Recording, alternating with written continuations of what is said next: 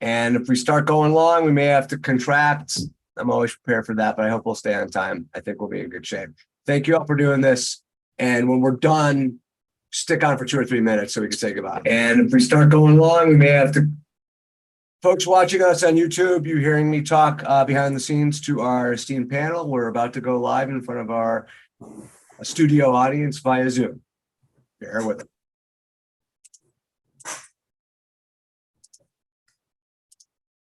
Here we go. Greetings, everyone. This is Eric Glazer, and welcome to our live recording of Bright Spots in Healthcare, produced by Shared Purpose Connect.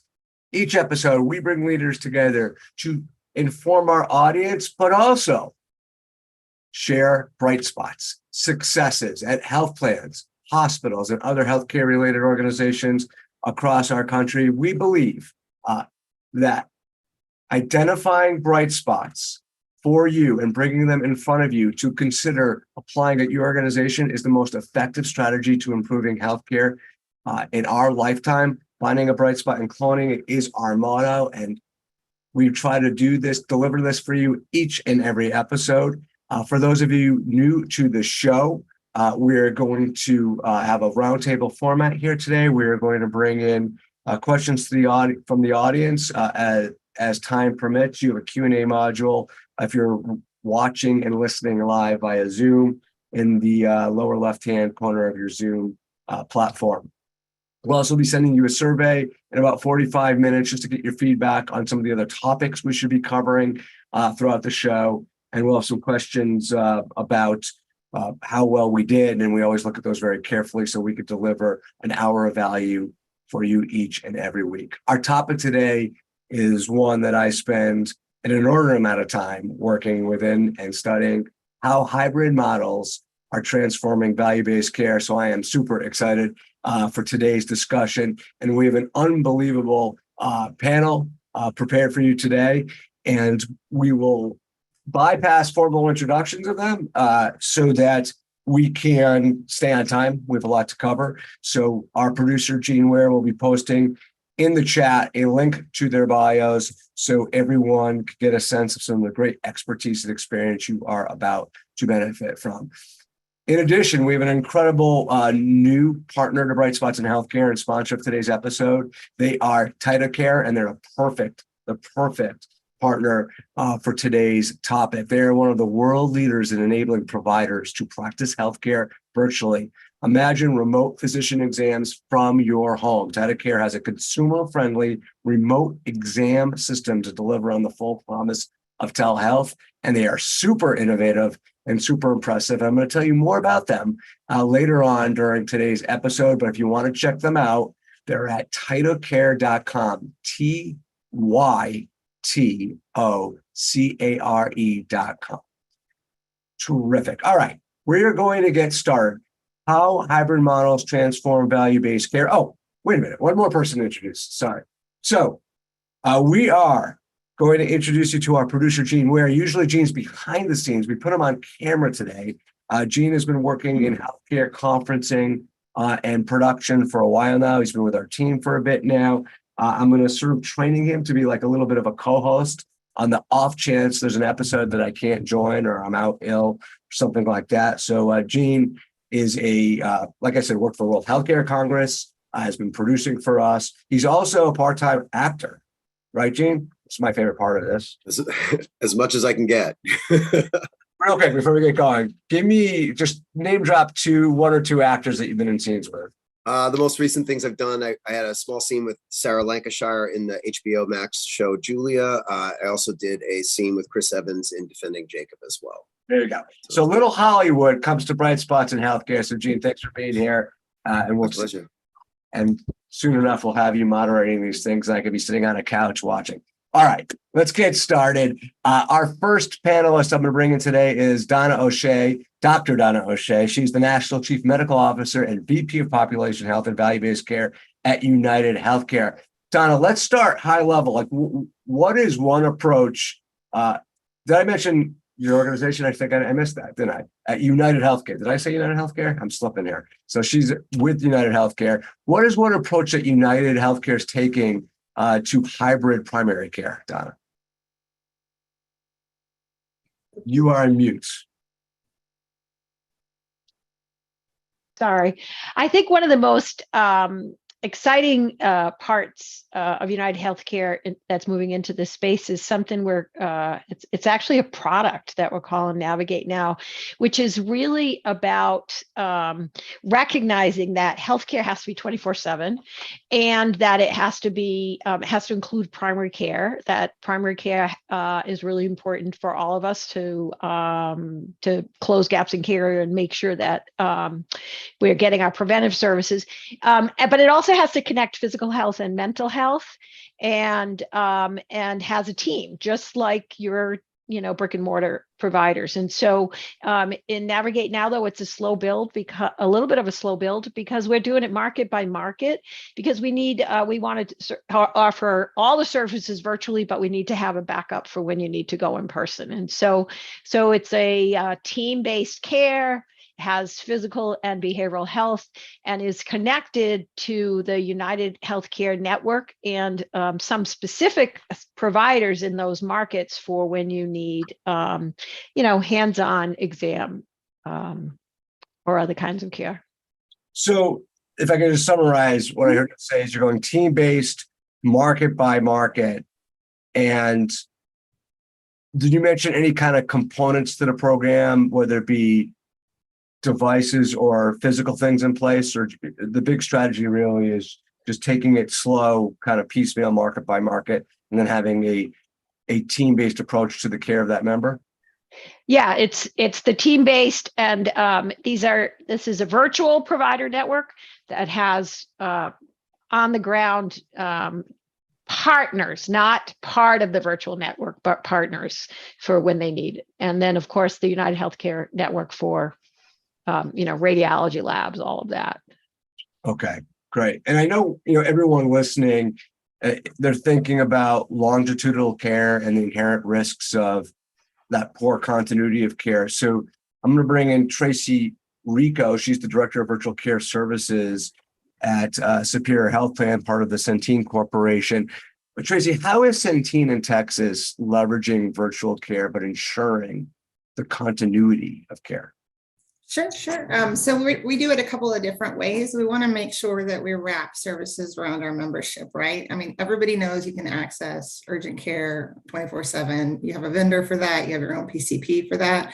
But the main thing that we want to do is a lot of education up front. And we let our members know, hey, as soon as you sign up for us, use our Find a Provider tool. If you really like you've had virtual services, or you want access to virtual services, pick a PCP within our Find a Provider tool, and it's noted there that actually does virtual care. And for the record, 70% of our providers do. And so you start there. We want to make sure that you have access to a PCP, and say you have an acute problem. Tracy woke up this morning with a sore throat. First thing we tell you to do in all of our materials is, one, call your PCP, see if they can do a virtual visit. If they can't, they're not available for whatever reason, then we have a vendor in place that can serve that need in that moment. And then post-visit, we require all of the vendors that we hire to do these types of services to let us know what happened, because it's really important that you get back to that PCP so we can form that medical home relationship, right? So we require actually a consult file from our vendors that lets us know, Tracy saw this vendor last night for this reason. This is the final diagnosis. These are the meds that we prescribed. This is when we suggest you follow up with her. And that information gets sent to us. We drop it into a report once a day that our providers can log into our provider portal for, and they can see all the members in one report that happened in the last 24 hours. And that way they are the provider that does that follow-up care, and that reinforces that relationship, right? Because a lot of times members were randomly assigned if they didn't choose their own PCP, but this lets them know, hey, a PCP is reaching out to me. This is who I'm supposed to see when there's stuff going on, and for chronic care type things, and for the annual visit, hands-on type things. So this reinforces that relationship, and then teaches the member where to find support when they need it. So Tracy, just a quick follow-up. So it sounds like the consult view is the key to making sure that you're transferring information and ensuring the continuity. Is that the glue? Yes, that's the goal. We want everybody to know what's going on for that member, so we're all in tune with it, right? And we can access it as care managers within Superior too, so that we can help, know that something's going on with our members and find ways to support them. So say they had an acute problem with their diabetes. It helps us know that so that we can stop and go, hey, Tracy, let's talk about the reason that you had hypoglycemia the other day. We saw that happened with this provider. Let's enroll you in an RPM program. Okay. And is it simply secure? How are you passing that information through the portal and then Through the portal? Great. Yeah. All right. Let's transition to bright spots and how hybrid care programs can make an impact for underserved populations. Elizabeth Hyatt's the director of payer solutions at TitleCare. Elizabeth, can you provide an example of a health plan who's making a big impact through hybrid care in an underserved population? Great to be here today with you all. So we were partnered with a national carrier that was really focused on reducing their cost of care, specifically looking at cost containment for avoidable ER and non-urgent care spend in their commercial fully insured population. So the vision of the program was really to increase access to urgent care and primary care while also improving some convenience for the member in the program. And what we really did is first, we took a really targeted approach at member segmentation. Really, the payer was focused on digging deep into the data and looking at the high cost drivers. So the four attributes of the member that we were focused on was family composition, number of family members, age ranges, also looking at care utilization patterns. So did they have a history of preventable ED visits, some of the patterns around urgent care spend, out of network spend, and then also looking at some of the claims analysis to understand specific ICD-10 codes and the appropriate clinical profile that would be a good match for the program. And then finally looked at past virtual care engagement.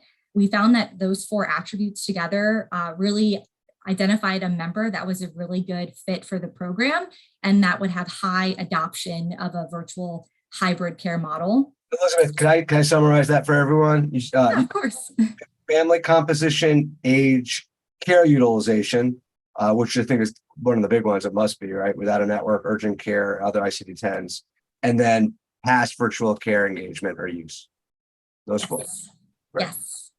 And that was really focused on just driving the highest propensity of adoption for the member and then really working with the payer to get the highest ROI for that program and the investment they were making in this new hybrid model.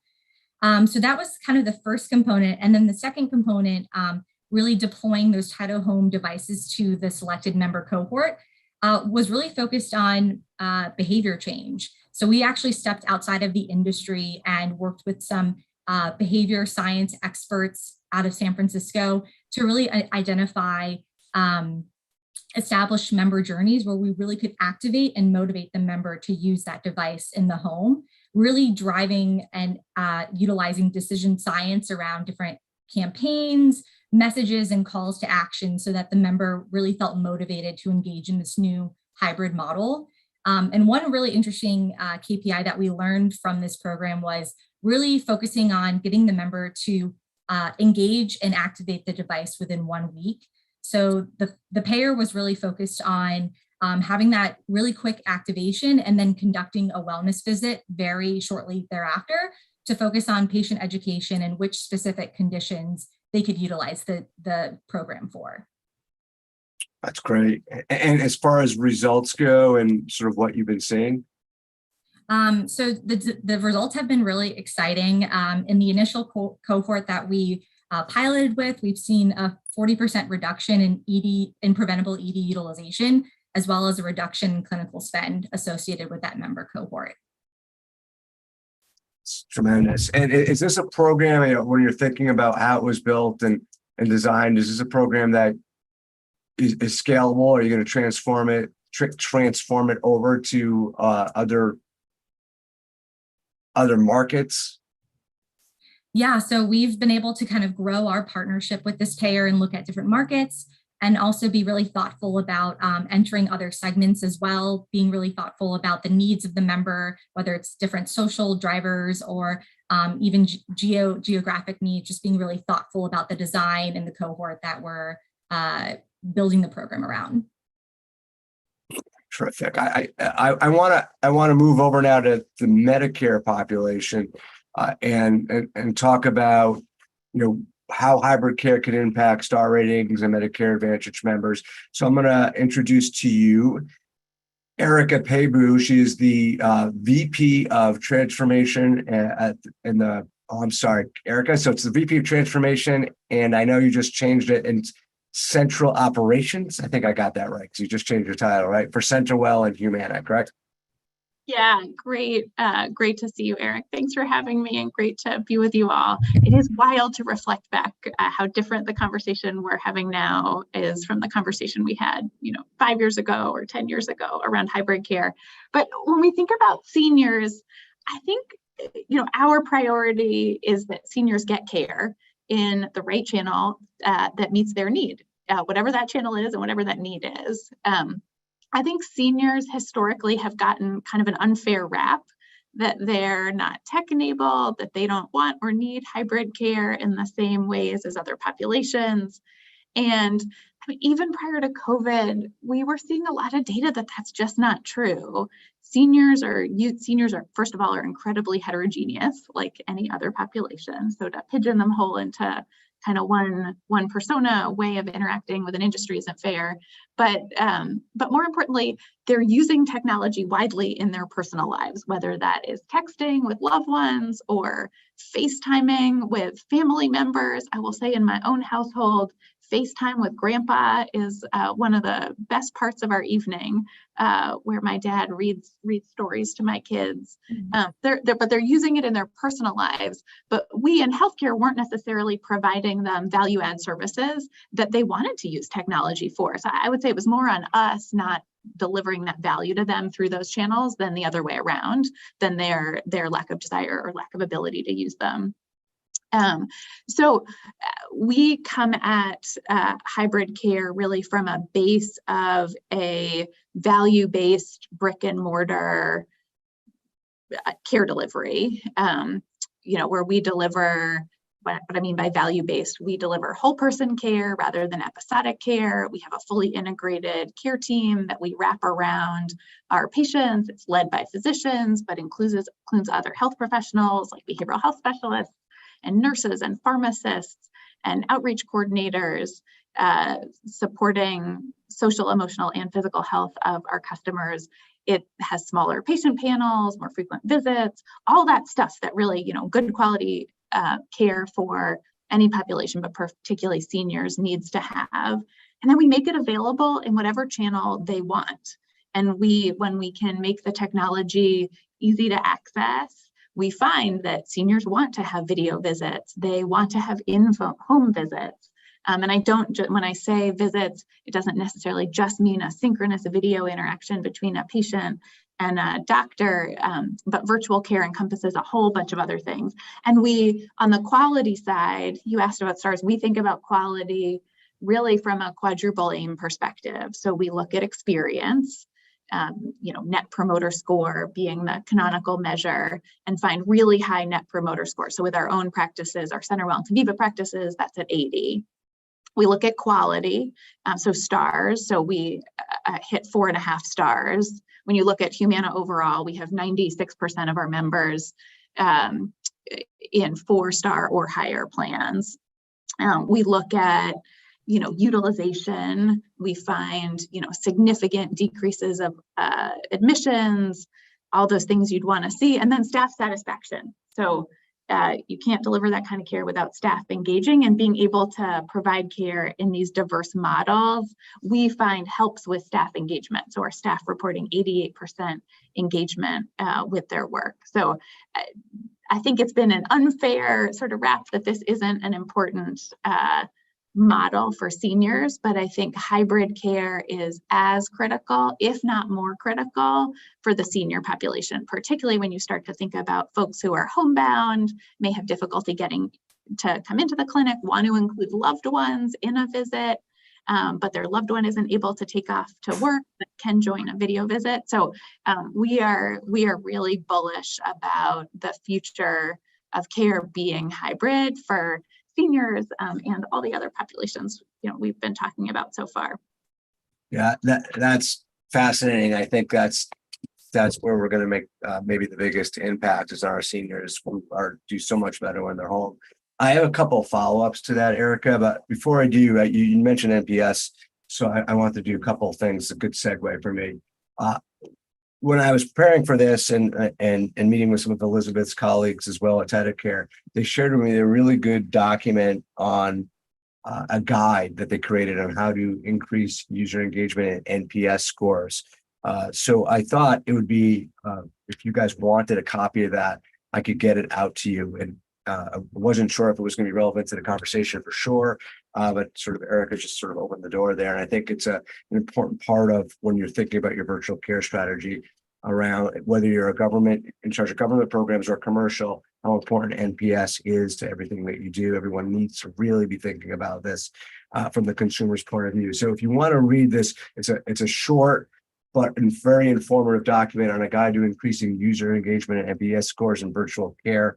Why don't you we'll put a poll up that Jean can put up and you could just click yes, and we'll just send it to you so you don't have to go online or register for anything. It'll just make it really easy for you to get that document. I also want to tell you a little bit more about the authors of that piece, TidyCare.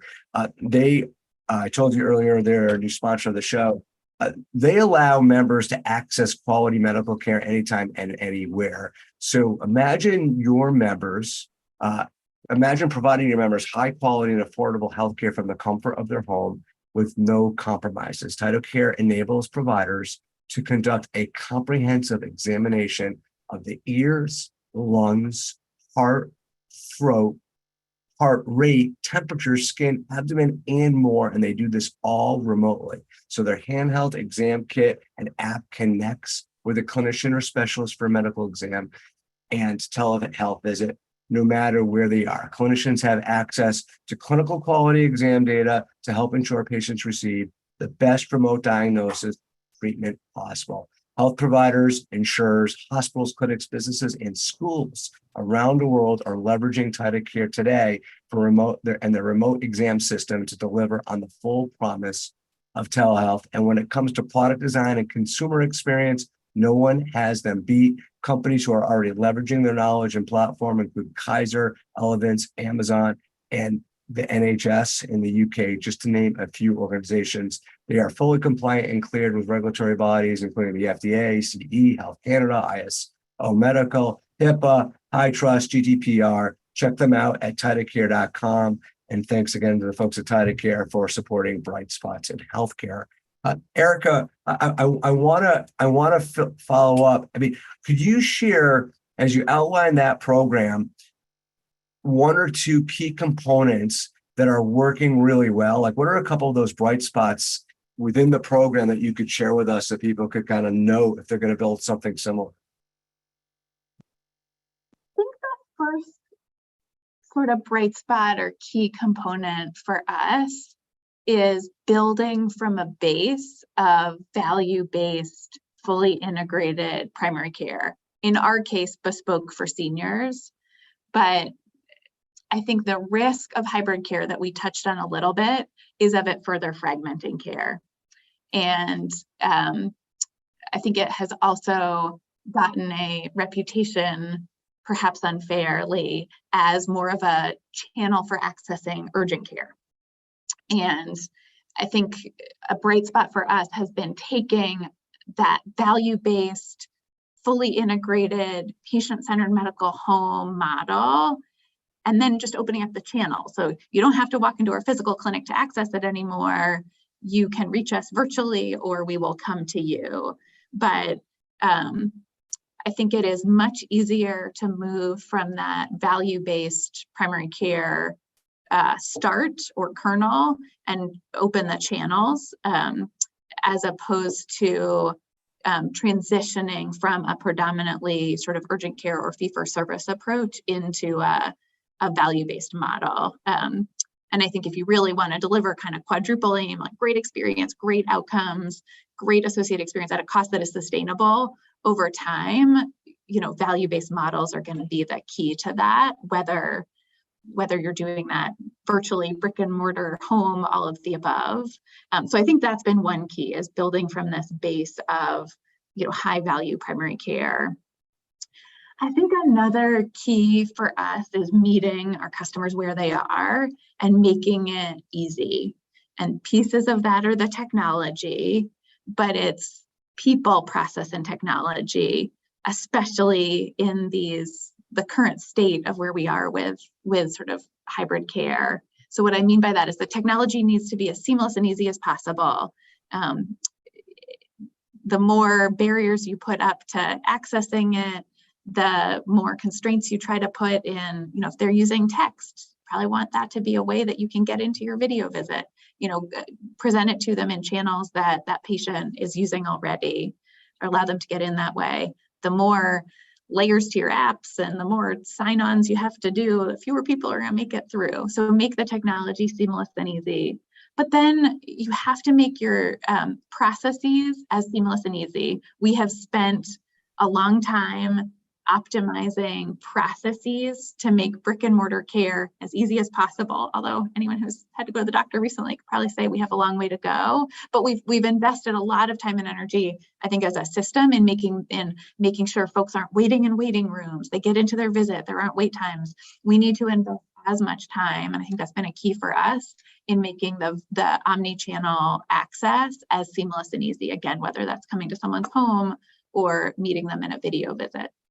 And then wrapping people around that to navigate the experience for them. I think particularly for customers who are less tech savvy or don't have access to devices in the same way, you need to offer workarounds. Otherwise, you'll create tremendous inequity in delivery. So for us, that sometimes meant bringing iPads to someone's home or hotspots for folks who don't have access to broadband.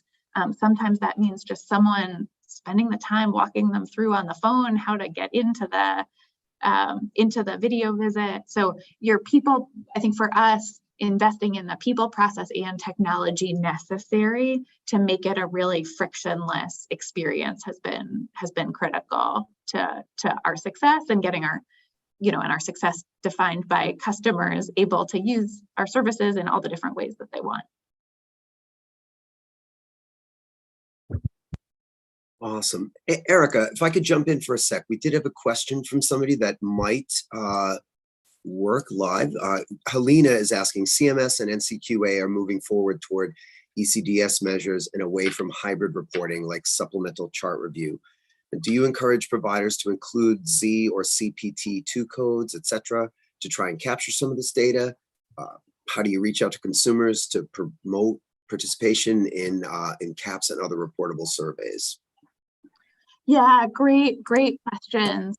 So I will say, for those that need some translation of the lingo, I think one big trend we've seen in measurement of quality in Medicare around STARS rating is increased weighting on experience. And, we think that's a wonderful thing because part of it, we were sort of talking about this a little bit. We really believe that experience is value add in its own right, but it's also a leading indicator of so many other things. If you don't like your experience, you're not going to use the service. You're not going to engage with us. And then how can we, if you won't engage, how could we help you with your health journey? And so we think experience is a real leading indicator of a lot of other things. So I think it's wonderful how much investment is sort of being made in those in STARS. And then we very much believe that social drivers of health are a huge component of someone's care. And the way that those can get documented in the medical record is through Z codes. So I think for those of us who have been on the care delivery side know that the challenges of providing care to someone who is struggling with homelessness are different than someone who is housed.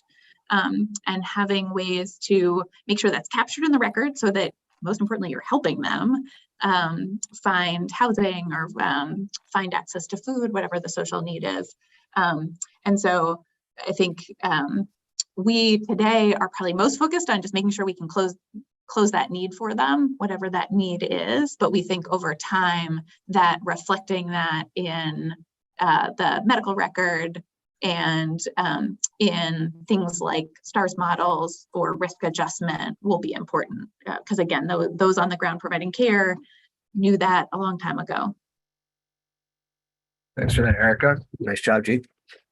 I want to stick with the theme of bright spots. And so Donna, I'm going to bring back Donna O'Shea, National Chief Medical Officer, VP of Population Health and Value-Based Care here at Healthcare. Donna, as you roll out to your local markets at UHC in this sort of piecemeal approach, there are components of that strategy that are working particularly well that are worth highlighting today? But I think, highlighting some of the other conversations that happen, I think one of the populations that we really are trying to get at is our members in the community that doesn't have primary care physician. We know primary care, helps patients stay healthy, and the number of people that don't have a primary care physician has really been increasing, and right now it's over it's almost 0.25% right now, and so there's a lot of patients who need that. So I think one of the things that's helping in sort of this, what I'll call this virtual primary care space, is really getting people engaged in their health who otherwise were just using urgent care visits wherever they were, or emergency room. And I think of, if we think ahead, that we need to, as said earlier, meet the patients where they are. So I think one of the bright spots by offering not just primary care, but specialty care and different and having different experiences available allows more of the population to become engaged in their own health. And I think that's something we're really finding in our different, particularly Navigate Now, but especially in virtual primary care and those other offerings. That's great. And, I'm going to stick with the theme of meeting consumers where they are and bring back Elizabeth Hyatt, the Director of Payer Solutions at TytoCare. Elizabeth, can you provide an example of meeting a consumer where they are and maybe share a bright spot on how virtual care and hybrid care in general can be implemented right where a particular consumer is? I think Donna and Erica both touched on the impact of social drivers of health and how that can really impact access. So we have partnered with a regional payvider in Michigan who sought to address the lack of access of primary care and the rising disparities in the city of Detroit. So what they, at an operational level, saw that there was a rise of students entering their emergency rooms seeking primary care. And so what they sought to establish was partnering with TytoCare to create a school-based clinic model to bring improved access to primary care into the local community. I think what's really profound about this case study is they originally piloted the program in 14 schools and were able to kind of launch the program in 6 months, improving access to care to 10,000 students. But I think what's really profound is the school district serves about 50,000 students. So being able to increase capacity 20%, I think, is really transformative for a community. It doesn't minimize the whole gap, but it really helps address improved access. So that was really an exciting partnership that really kind of addressed some of the inequities and really meeting families and communities where they are in their health journey. Well, that is, so this was specifically for pediatrics. Mm-hmm. Can you give a sense of the size? I mean, how many schools, how many students, and maybe a little bit about, what was the overall engagement for something like that? Sure. So the initial program launched into 14 schools, and like I mentioned, brought in a base of 10,000 students. And what was really interesting about the day-to-day operations is it provided both primary care access to schools that may not necessarily have a nurse or a medical assistant in-house, but also provided some behavioral health access to students. And sort of the workflow would be, if there was a school therapist on site, the parent could be brought in and have increased access to seeing a psychiatrist that was staffed by the payvider remotely. And then in the other case, if it was around primary care or urgent care, if the need needed to be escalated due to the acuity of the case, a nurse practitioner from that remote site could be called in to really provide that access remotely and minimize any kind of transfer that would be needed. So it was a really exciting program. Parents were also engaged in the process. The schools had to notify them, get consent forms, and have them engage. And whenever there was a visit with a student, there was follow-up with the parent to really engage them in that healthcare need of the child. And what's really exciting is there was a lot of results around reducing absenteeism, which I think is really helpful in terms of stabilizing school funding for the community. So lots of really exciting initial outcomes from the program to date. I love that. Love that. I want to stay with the theme of going to where the consumer is. Before we do that, I just want to make another announcement, exciting one. I announced for the first time last week. So the Bright Spots in Healthcare team, for our first time, we are going to have our first live event. It's going to be in August of 2023, August 23rd and 24th. It's going to be in the waterfront in Boston. And it's going to be different from a conference. It's going to be different from health that I know a lot of you may be going out to next 2 weeks. I will be too, by the way. But this is going to be an executive roundtable summit. We're going to cover issues like tied to value-based care and hybrid care. We're going to cover SDOH. We're going to cover health equity. And each session will be led by, will be launched by a keynote presentation. And then rather than listen to a bunch more presentations, we're going to bring everyone together in the audience into roundtables that will be professionally facilitated, sort of like the panel you're seeing today. And you're going to get to have a two-way discussion for a while with peers around the industry. It's meant for payers and providers only, and then some of our sponsors who want to participate. And it's meant to be collaborative. It's meant to be focused on bright spot discovery.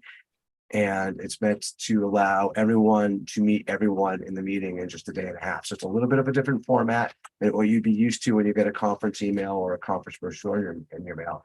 And if you want to get more information about that event, as we start promoting it, let us know. And I'll send you a personal note with some more information about it. But it should be a lot of fun and very engaging. And we're excited about it. August 23rd and 24th in Boston. So staying with the theme about where the patient is. Tracy Rico, Superior Health Plan, Centene Corporation. Virtual care is easy, sort of out of the home. How do you augment that, Tracy, with like when a PCP actually needs to touch the patient, right? You know, a lot of exams require hands-on. So how is Superior trying to solve that challenge?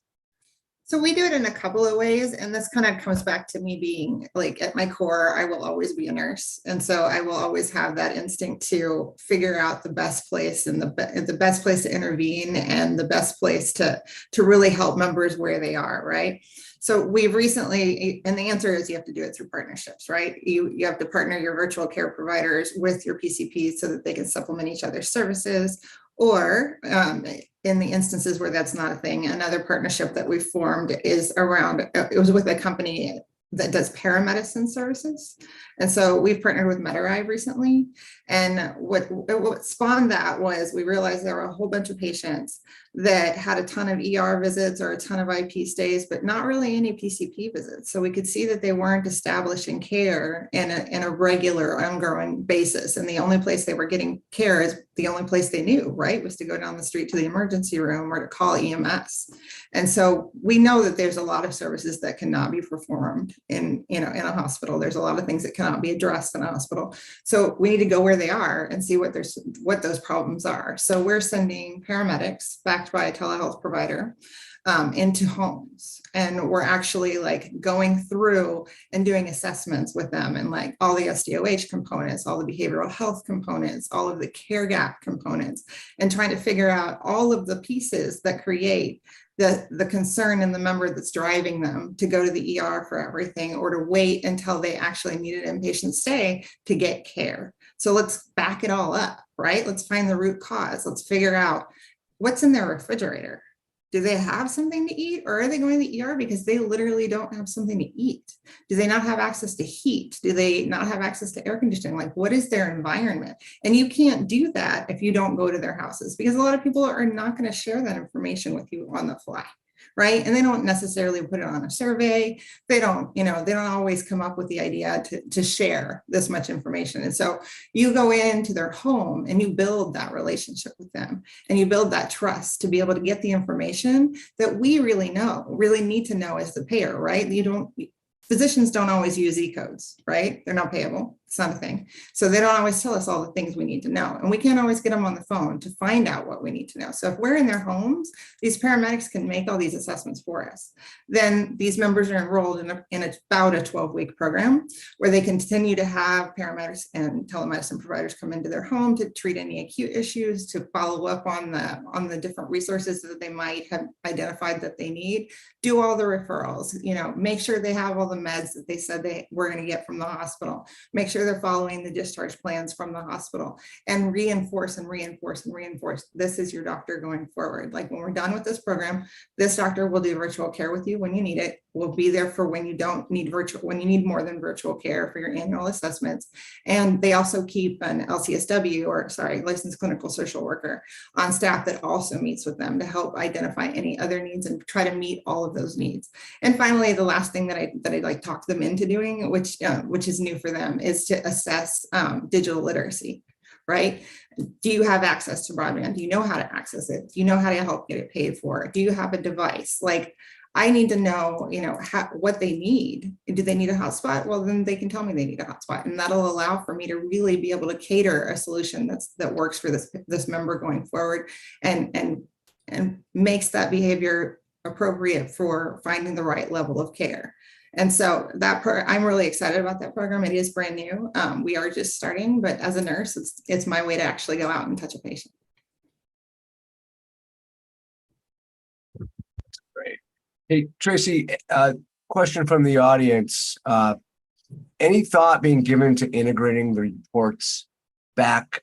And I think this is alluding back to your previous answer earlier on the show, integrating reports that you're sending for continuity of care after a telehealth visit into the EMR or some other mechanism, so that the provider need not log into an external site? Is there anything going on there? We are, Centene as a whole, right? Their IT group is working on things like integrating into Epic's App Orchard, right? We're working toward that. It is a very long process, and with everybody's EHR having their own 3,000 instances, it's not super easy to do, but it is on the list of things that we're trying to do. But yes, we chose the provider portal because they go there to check eligibility and benefits anyway. And so that we figured that was the most seamless we could get in the short term, but in the long term, yes, we would love to be able to do that. And it is on our roadmap of things. Great, thanks. Sure. Gene, did you have another question that came in? I thought I see it. did. You see, yeah, I lost it.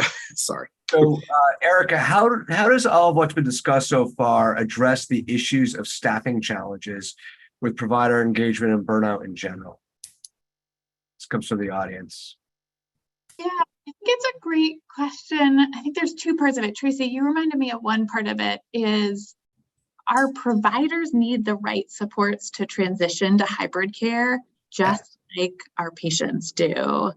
I can tell you, I got all of 60 minutes of training in all of residency and medical school on how to provide care virtually. And that was on how to do telephone encounters, let alone any training around virtual visits. Maybe I got 2 hours on in-home. So maybe I'll call it 3 hours if we include both those channels. So I think our providers, while incredibly astute clinicians, need the appropriate supports to do this care thoughtfully, and need support in making that transition, because even with the right knowledge, it's a very different way. Like Tracy was saying, you were trained to see someone in person, to be able to touch them, even if 90% of the time you don't actually need to do that. It's how you learned. And so separating real need from what feels right is really important. So I think that's a really important part of supporting staff and providers in the transition. In terms of satisfaction, I think, burnout in healthcare is a tremendous challenge.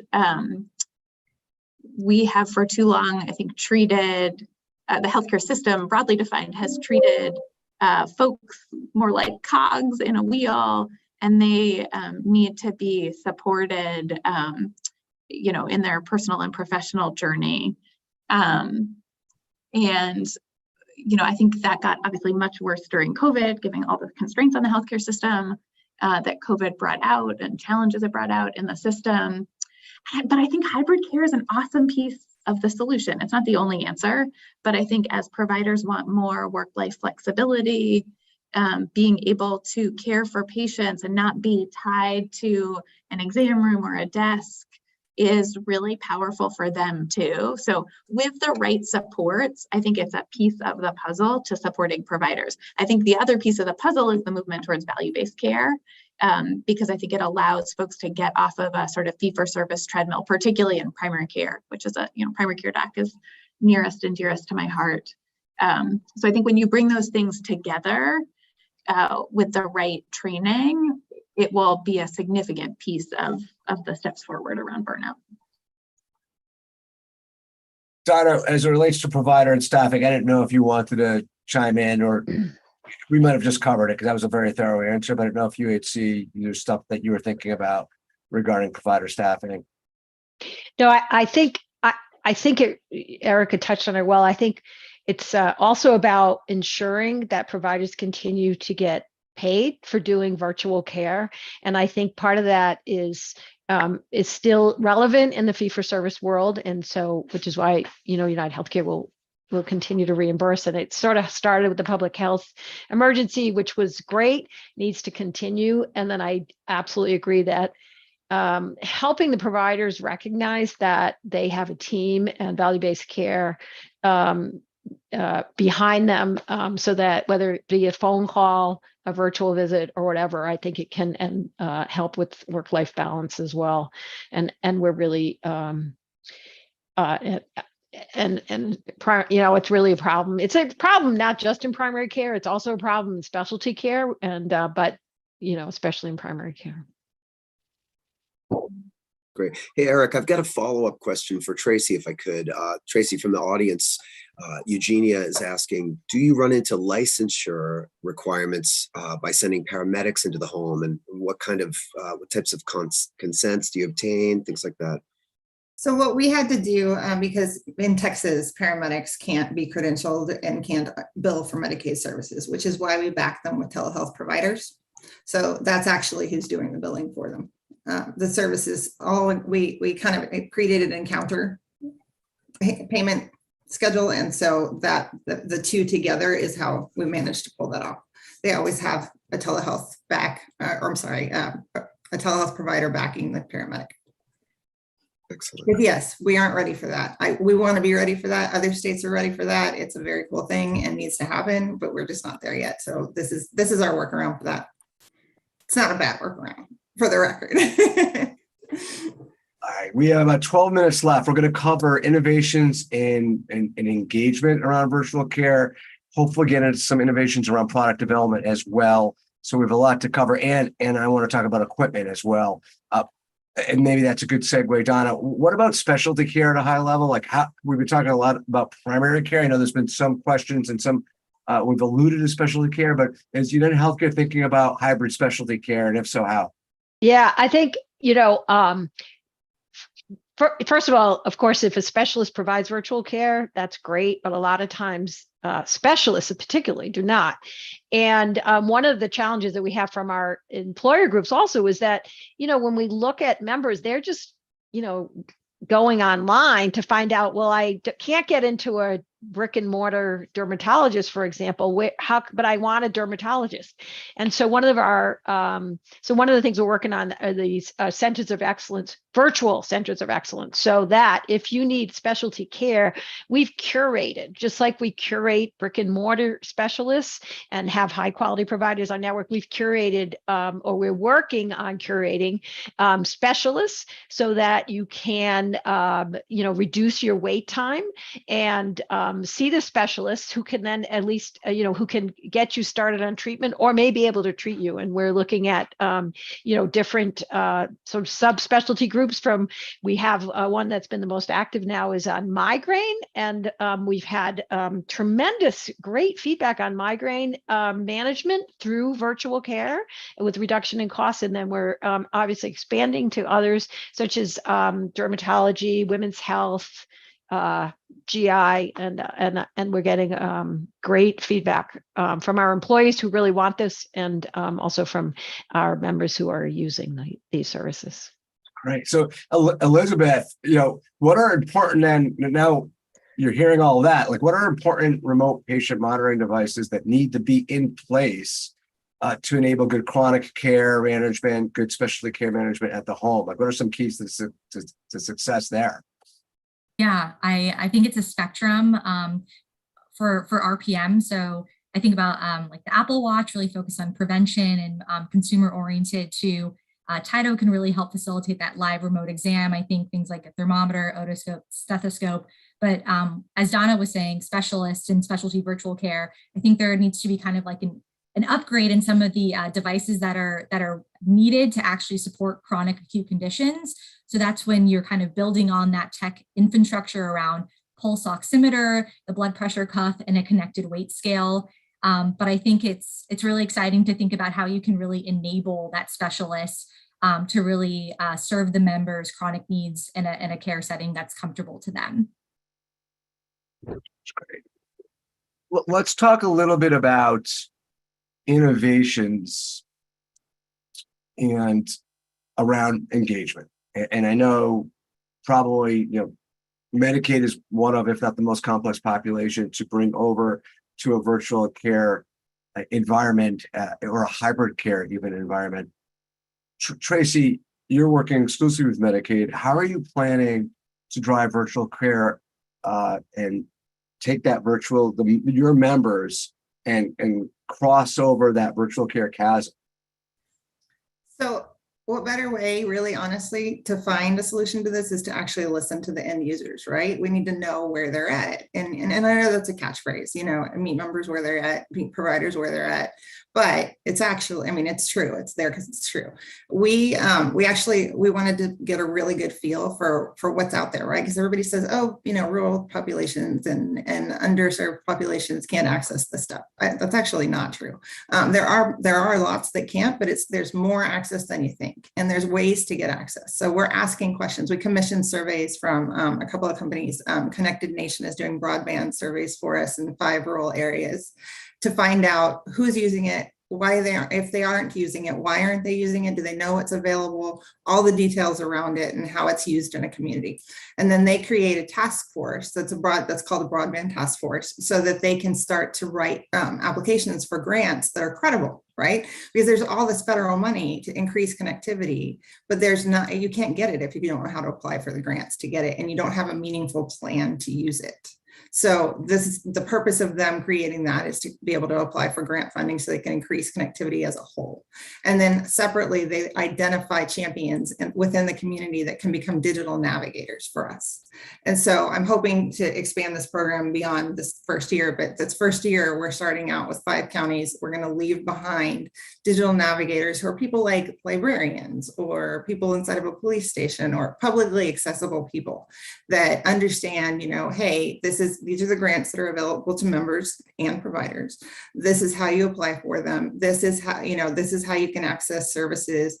And by the way, if you need help, you need any devices and your payer happens to be superior, these are the devices that they can, this is how you get access to those devices and how you can actually use them, right? So we'll help you download the app for Teladoc or for your provider or for whatever service you want to use. They download the app, they show members how to actually get into the programs where their providers are so that they can access virtual care on their own devices, right? So I want to leave behind that resource there. And then on the flip side, we're doing a healthcare lens study. So the same things that we're asking of the community as a whole, we're going doctor by doctor and saying, what are your barriers?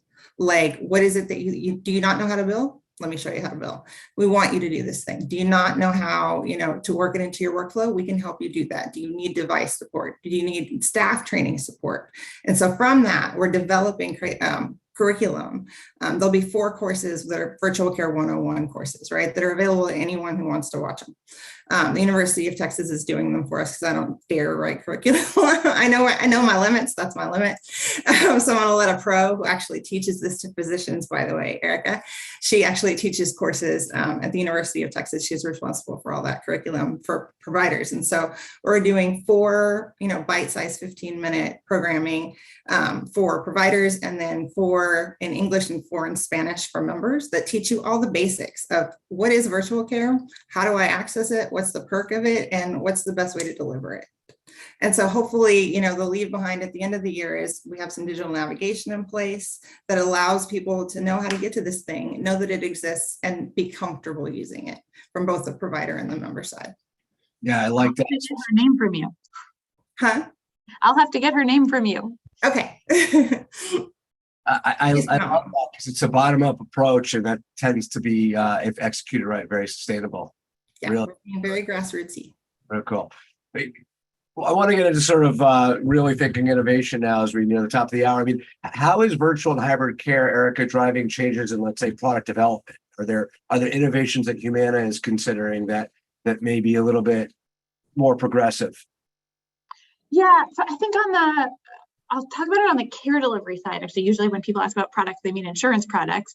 And those certainly we allow omni-channel access to care for all of our insurance products. But on the primary care side, we are thinking about what does the primary care product of the future look like? Do clinics have walls? Do they exist predominantly? Is the main channel virtual? Is the main channel in-home? Will it remain a hybrid? And so we will be experimenting with some novel product offerings in virtual first and in-home predominant primary care offerings as a complement to our kind of traditional primary care offering that is, of course, omni-channel, but we're really interested in what the senior of the future, the patient of the future is going to want from care delivery 5 and 10 years from now. That's super interesting. I mean, that could be the future. People picking a virtual first provider. I love it. But, Gene, anything we want to throw? We have 3 minutes left. I know you were considering a couple of questions. I've got one. Yeah, I do, Eric. I've got a follow-up from Jib. He's asking, how are you managing potential conflicts between virtual care that you provide and in-person physicians who get paid for visits? At one level, are we taking business away from the in-person physicians, and how do they view the care if they are not providing it? Donna, Dr. O'Shea, can we start with you? Yeah, I think, first of all, I want to say that, of all of our virtual care visits, when we look at it, over 90% are from brick and mortar primary care, from brick and mortar providers, because we want to support those providers to see their patients. They're not always able to do that. And so I think there's so we need to provide the backdrop for virtual urgent care because the doc can't be there brick and mortar 24/7 and can't be always available. So we need to provide that. And then for the other patients who don't have a primary care, that's where we need to provide virtual primary care, because we want continuity of care. And that's the most important piece. And I think to Tracy's point, when the urgent care piece does take place, we have expectations and requirements that gets to the primary care, because the primary care has to be involved in their care. Excellent. I know we're towards the end here. Eric, anyone else want to add anything? Good. Okay. I want to, first of all, great job, everyone. And I want to thank you all for all your hard work preparing for this today and for your participation today. It was a really great conversation. Really appreciate it, Gene. Good work as well. Hats off to our reliable Sherry Kills behind the scenes, who makes a lot of this all happen. I want to thank everyone listening, both on the podcast and live today, for taking an hour of their day. We don't take the hour you spend with us for granted. We know we need to earn it each and every week. And hopefully you got some true value from today's show. Please fill out the feedback form that you received in your inbox so you can provide us more guidance on the content you want to us to cover. If you're watching live and you want to meet up with me at Health, I put my email in the chat. So shoot me an email. Happy to set some time where we can talk about programming or sponsoring or whatever you want to talk about. And I like reminding everyone at the end of the show, we listen to your feedback. We deliver, everything we do is driven by your feedback and where you guide us, because I always like saying this is your Bright Spots in Healthcare podcast. Have a great rest of your day, everyone. Thank you.